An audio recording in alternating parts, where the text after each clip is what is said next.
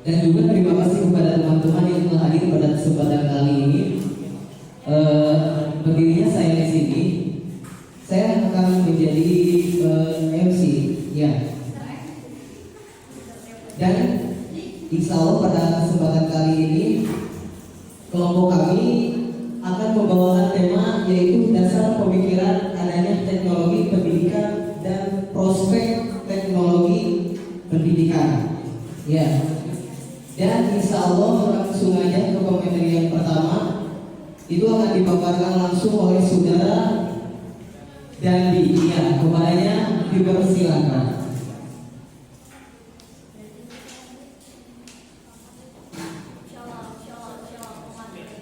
Bismillahirrahmanirrahim. Assalamualaikum warahmatullahi wabarakatuh. Sebelumnya perkenalkan, nama saya Dandi Abdirrahman. Saya di sini akan menyampaikan materi pertama mengenai tentang dasar pemikiran adanya teknologi pendidikan dan prospek teknologi pendidikan.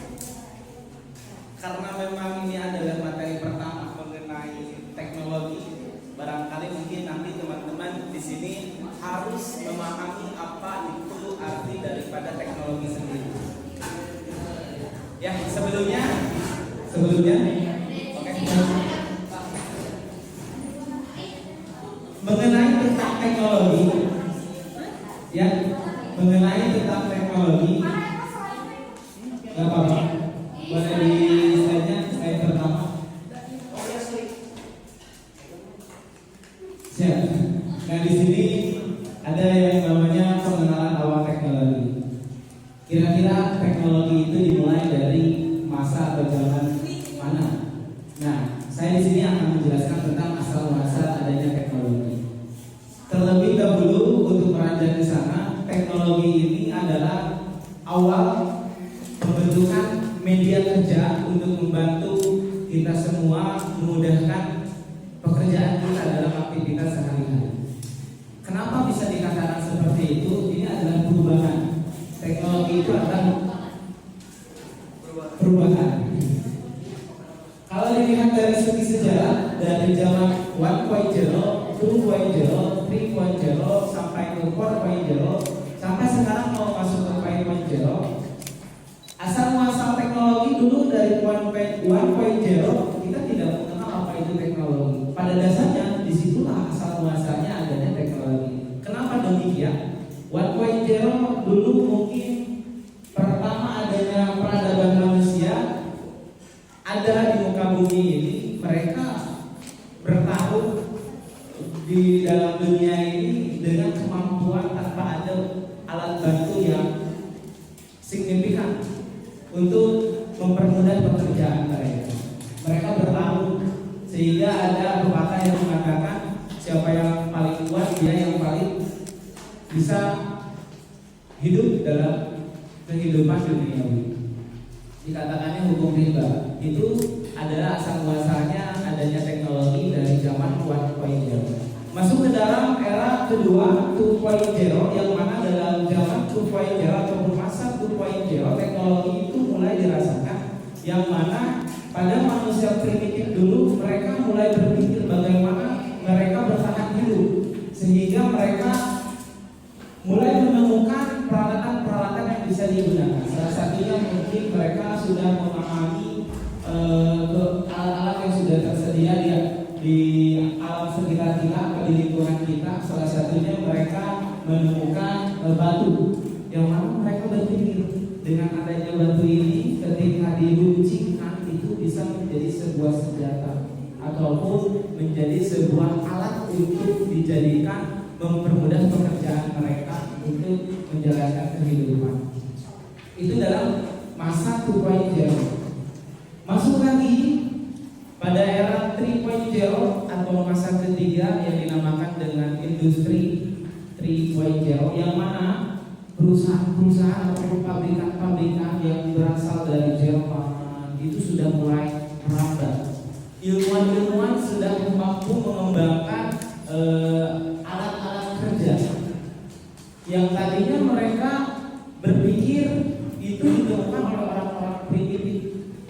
berusaha mempertahankan hidupnya dengan benda-benda yang ada di lingkungan sekitar, sehingga dengan mengembangkan alat-alat yang ada di alam sekitar, sehingga mereka mampu mengeluarkan inovasi baru, sehingga pada masa 3.0 ilmuwan berhasil menciptakan pabrikan ataupun industri terbarukan.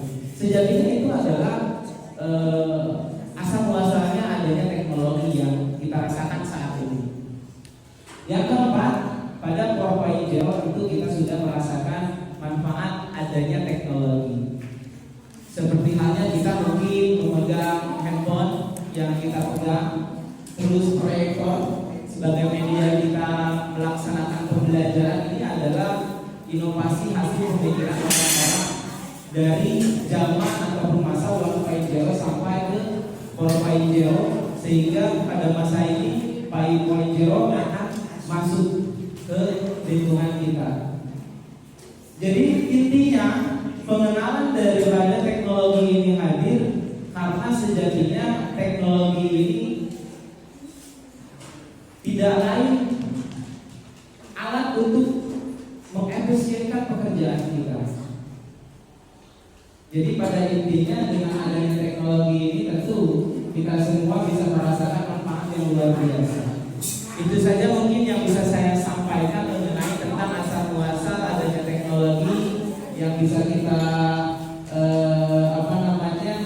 implementasikan dalam kehidupan kita sehari-hari, yang tentu kita tidak pernah berhenti untuk terus mencari pengetahuan tentang apa yang kita kerjakan saat ini.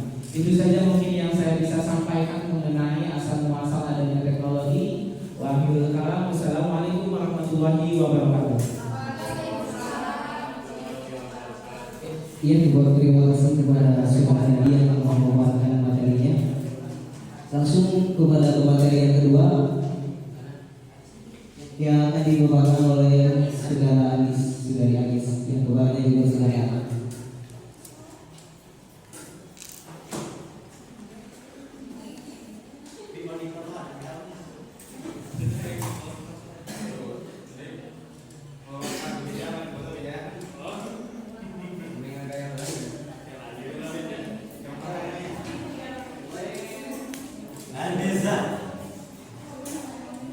Bismillahirrahmanirrahim. Assalamualaikum warahmatullahi wabarakatuh. Perkenalkan, nama saya Anissa Fauziah. Di sini saya akan menjelaskan tentang pengertian teknologi pendidikan.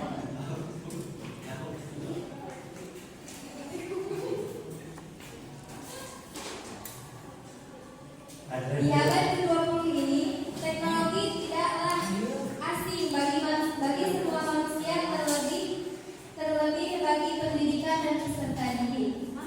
Teknologi sangatlah penting untuk mengembangkan kemampuan anak didik dan memudahkan proses pembelajaran.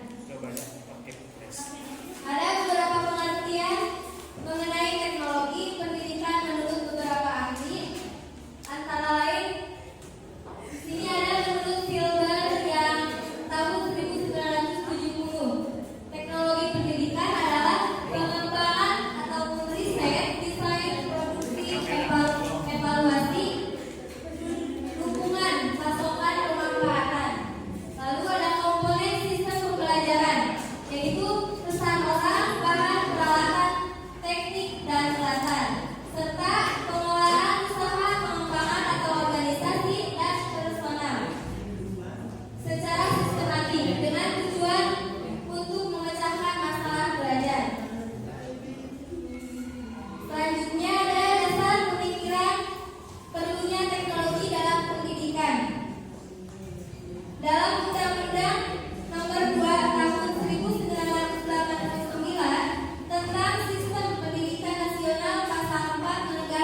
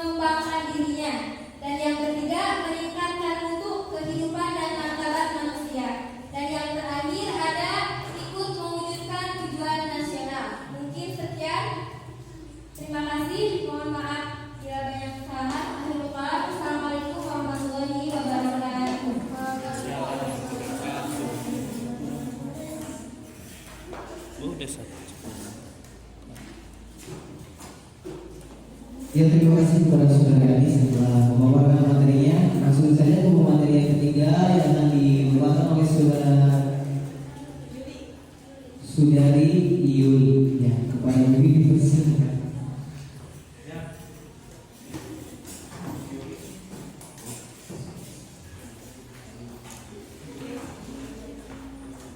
Macam-macam teknologi pendidikan.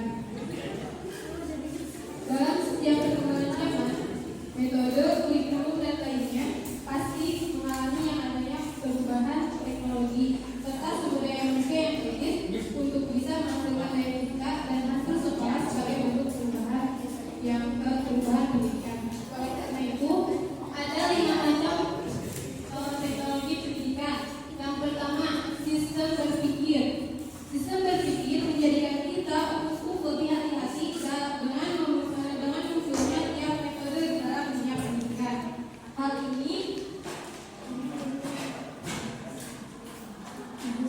ini mengantisipasi terjadinya perubahan yang tidak kita inginkan. Kemudian yang kedua ada desain sistem. Desain sistem adalah teknologi merancang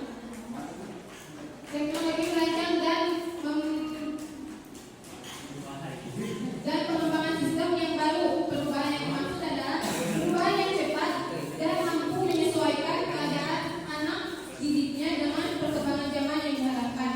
Desain sistem memberikan kita akan sulit untuk mengadakan peningkatan yang real di bidang pendidikan. Jadi sistem berpikir menghadirkan konsep yang utuh. Kemudian yang ketiga ada kualitas pengetahuan. Mutu atau kualitas pengetahuan merupakan teknologi yang memproduksi suatu proses atau jasa layanan yang sesuai harapan dengan harapan pelanggan. Yang keempat ada manajemen perubahan. Dan manajemen perubahan pengertiannya yaitu suatu cara untuk memandu energi kreatif ke arah positif, dan dapat juga diartikan sistem pemikiran yang berlaku untuk aspek manajemen inovasi tentunya. Yang kelima yaitu teknologi pembelajaran. Teknologi pembelajaran adalah sistem pemikiran yang berlaku untuk instruksi dan belajar. Kemudian ada juga macam-macam teknologi pendidikan menurut Lapis. Yang pertama yaitu teknologi pendidikan 1, yaitu mengarah pada perangkat kelas seperti proyektor, laboratorium, komputer, yaitu ada CD-ROM, LCD, TV, dan lainnya. Yang kedua yaitu teknologi pendidikan yang mengacu pada perangkat lunak, yaitu menekankan pentingnya bantuan kepada pengajaran, terutama sekali dalam kurikulum, dan mengembangkan instruksional, metodologi pengajaran, dan evaluasi. Dan yang ketiga yaitu ada teknologi. Yang ketiga yaitu kombinasi pendekatan dua teknologi, yaitu perangkat kelas dan perangkat lunak. Teknologi pendidikan 3 orientasi utamanya yaitu arah pendekatan sistem dan sebagai alat meningkatnya manfaat dari apa yang ada di sekitar. Teknologi pendidikan 3 dapat dikatakan sebagai pendekatan pemecahan masalah.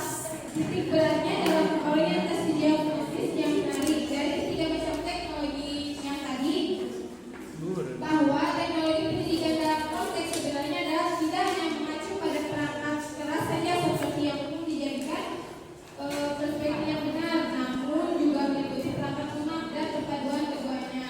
Terima kasih. Assalamualaikum warahmatullahi wabarakatuh.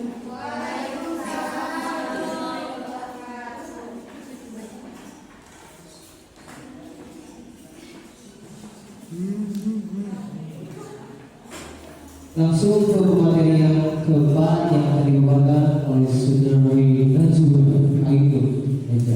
Pada yang dipersilakan.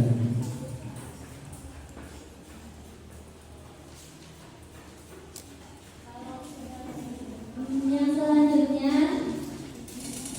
yaitu ada manfaat teknologi pendidikan. Yang pertama, teknologi pendidikan sebagai sarana prasarana untuk menyelidiki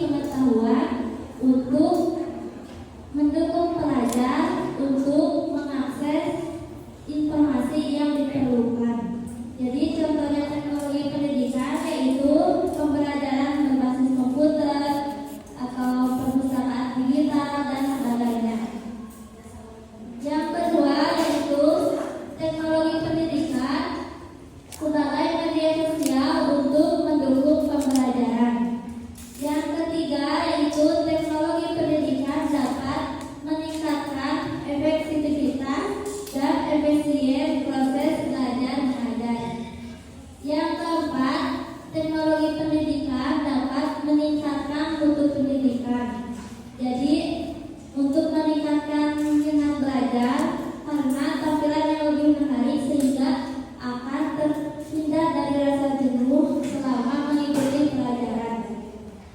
Yang kelima yaitu teknologi pendidikan dapat mempermudah untuk mencapainya tujuan pendidikan. Dan yang selanjutnya yaitu ada kekurangan teknologi pendidikan. Yang pertama itu pihak guru yang tidak bisa mengoperasi atau menguasai elektronik, maka ia akan tertinggal oleh siswanya. Jadi guru itu harus menguasai teknologi. Yang kedua yaitu teknologi pendidikan sebagian besar memerlukan biaya yang cukup mahal. Dan yang ketiga yaitu keterbatasan sarana prasarana sekolah akan menghambat inovasi pendidikan. Yang keempat yaitu akan mempermudah terjadinya pelanggaran terhadap hak atas kekayaan intelektual. Dan yang terakhir yaitu adanya pengontrolan yang tinggi. Sekian. Ya, terima kasih kepada saudara Zula. Lanjut dan seterusnya akan dibawakan langsung oleh saudara dari Alistia. Padanya dipersilakan.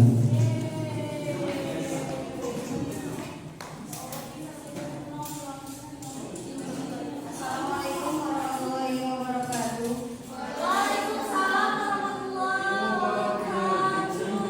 Saya Alistia Apriliani akan menjelaskan tentang prospek teknologi pendidikan.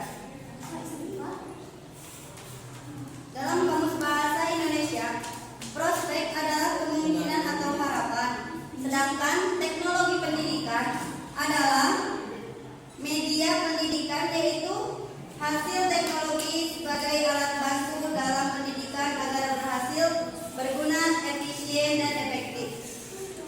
Sedangkan prospek menurut etimologi adalah kemungkinan atau harapan.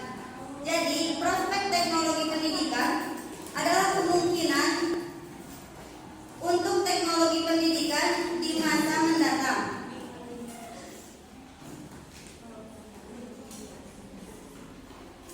Dan prospek teknologi pendidikan di era globalisasi adalah bentuk harapan dan penerapan teknologi pendidikan di masa datang era globalisasi.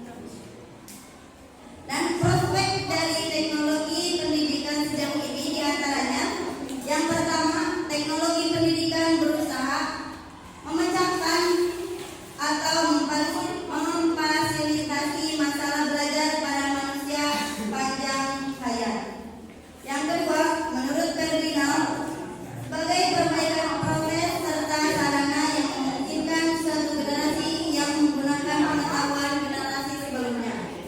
Yang ketiga, menurut Association for Education and Technology, menyebutkan bahwa prospek dari teknologi pendidikan itu mencakup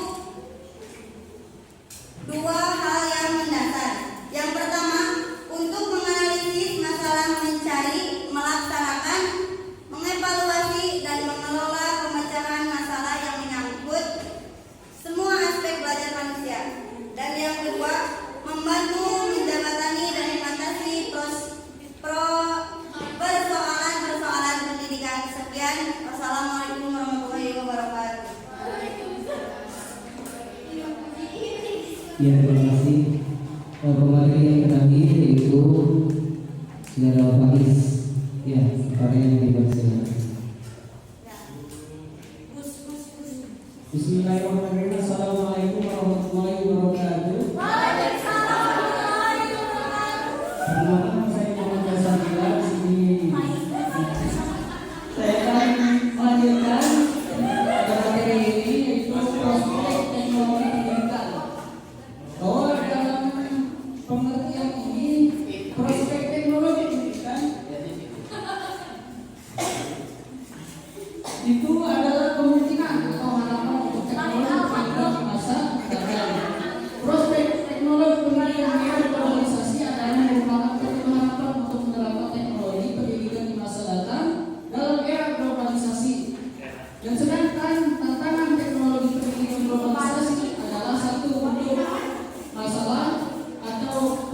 problematika yang harus dihadapi di era globalisasi. Dan sini ya bentuk-bentuk prospek teknologi pendidikan di era globalisasi, bahwa prospek teknologi pendidikan di era globalisasi ada 8 aspek. Yang pertama, ialah teknologi pendidikan harus mampu menciptakan knowledge sensitif, yaitu masyarakat yang berkeyakinan bahwa pengetahuan dan keterampilan manusia jauh lebih penting daripada sumber alam materi. Dan yang kedua, dengan fasilitas media pembelajaran teknologi pendidikan harus dapat berjalan secara optimal. Dan yang ketiga, teknologi pendidikan merupakan sebuah kebijakan dalam penyelesaian problematika di dalam dunia pendidikan. Dan selanjutnya yaitu pendidikan. Teknologi pendidikan mampu menembus jarak ruang dan waktu dalam komunikasi dalam dunia pendidikan. Dan selanjutnya teknologi pendidikan dapat menampilkan berbagai jenis bahan audio, visual termasuk gambar, yang film, objektif, sedimen dan lain-lain. Dan selanjutnya teknologi pendidikan memberikan pengetahuan baru tentang ilmu pengetahuan dalam pengajaran Sudiana 1990. Dan yang terakhir, teknologi pendidikan mempermudahkan untuk memperoleh informasi dari luar yang dapat membantu kita dalam menghadapi masalah. Mungkin itu aja yang saya jelaskan. Assalamualaikum warahmatullahi wabarakatuh. Terima kasih kepada seluruh materi yang telah dipaparkan materinya masing-masing. Ya, oke teman-teman, sesi pertama sudah kita lalui, yang kurang lebihnya 1,5 jam sudah kita lalui. Lanjut ke sesi kedua, yaitu tanya jawab. Ya, mungkin dari teman-teman semua yang ingin menanyakan dari yang telah dipaparkan, atau mungkin ada yang menambahkan, iya, dipersilakan kepada teman-teman yang ingin menanyakan. Dari kelompok kami hanya memberikan satu pertanyaan. Ya. Udah.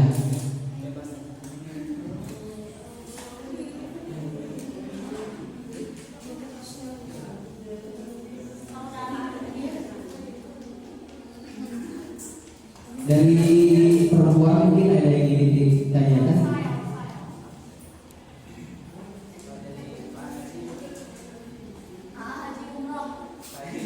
Ji, atau mungkin semuanya sudah pada paham, ya? Ini semuanya sudah pada paham mungkin ya? Atau cukup dari kami akan tutup? Habib boleh?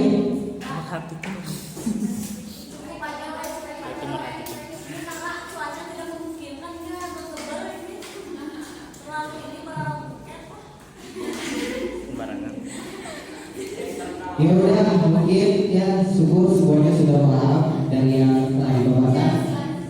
Ya, jadi dapat kita simpulkan bahwasanya teknologi pendidikan adalah segala usaha dalam melaksanakan proses keseluruhan belajar agar terwujudnya tujuan pembelajaran yang lebih spesifik. Ya, dan kita juga yang nantinya agar menjadi calon guru, kita harus bisa menguasai atau memanfaatkan yang namanya teknologi. Ya, sebagaimana pepatah mengatakan bahwasanya teknologi itu tidak akan menggantikan guru yang hebat, akan tetapi guru yang hebat itu mampu mengendalikan teknologi untuk alat transformasional. Ya, mungkin itu cukup sekian dari kelompok kami. Mohon maaf bila ada kesalahan.